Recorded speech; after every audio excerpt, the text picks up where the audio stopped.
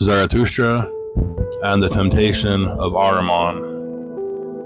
In ancient highlands of Iran, when the prophet Zarathustra withdrew into solitude to commune with Ahriman Mazda, the wise Lord, the world trembled at the new light dawning in human consciousness, for he spoke of truth, Asha, and the path of righteousness in a universe torn between two primordial forces, Spentamenu, the beneficent spirit of creation, and Angramenu, Ahriman, the spirit of destruction and deceit. When Zarathustra first received his revelation, the powers of darkness stirred in fury. Ahriman, who delights in confusion, corruption, and despair, perceived that this mortal prophet threatened his dominion over the hearts of men, for the word of Zarathustra promised to awaken humankind to the eternal choice between good and evil, a choice that could shatter the power of the lie, Druj, Ahriman's essence. So Ahriman came to tempt him, the temptation. The Avesta and later Zoroastrian writings tell how Ahriman confronted Zarathustra in visions of terror and seduction. When the prophet stood upon the sacred mountain in contemplation, Ahriman appeared in a cloud of darkness surrounded by demons, devas, who whispered deceit into the wind. He spoke to Zarathustra, saying, "Abandon this path, O mortal of dust and thought. Serve me, and I shall make you ruler of the world. All men will bow before you. Gold will flow like rivers at your feet, and none shall resist your will. Why suffer for the truth when power is the easier God?" But Zarathustra, who had seen the radiant vision of Ahriman Mazda, answered calmly, "Your gifts are as ash, Ahriman. I seek not dominion over men, but mastery over the self. Your kingdom is built upon the lie, and the lie shall perish." Ahriman raged, and his shadow swept across the world. He conjured fearsome forms, serpents, beasts, and phantoms, to break the prophet's resolve. Yet Zarathustra raised his voice and recited the Hun Veriau, the most sacred prayer of Zoroastrianism.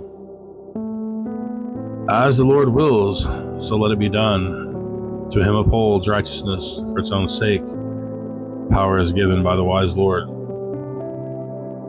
At these words, the demons shrieked and fled. The light of Asha dispelled the darkness of Druj, and Ahriman was driven back into the abyss from which he came. Symbolic meaning. This confrontation between Zarathustra and Ahriman is not merely a mythic battle, but an inner drama of the human soul. Ahriman represents all that corrupts and deceives: pride, greed, falsehood, and despair. His temptation is to lure with power without virtue, pleasure without wisdom, existence without spirit. Zarathustra's triumph shows the path of Asha, truth, order, and divine will. His rejection of Ahriman's offer affirms that righteousness is not merely obedience, but conscious choice, the deliberate alignment of one's being with the light. Cosmic consequence. According to Zoroastrian cosmology, the struggle between Ahriman Mazda and Ahriman spans the entire cosmos and the entirety of time. The prophet's victory was the first great triumph of light within the material world, a signal to all souls that Ahriman's dominion is not eternal. For though Ahriman brought death and corruption into creation, his defeat is destined. At the end of the cycle of time, when the FraterSaoshyant, the world redeemer, arises, Ahriman will be unmade, and all creation will be purified in molten metal and renewed into a world free of deceit. Conclusion. The temptation of Zarathustra remains one of humanity's oldest depictions of moral resistance, a sacred allegory of enlightenment in the face of darkness. Ahriman's shadow still whispers to the modern soul, offering ease in place of integrity. Yet like Zarathustra, one must answer with the voice of truth. The lie has no dominion, where the spirit knows light.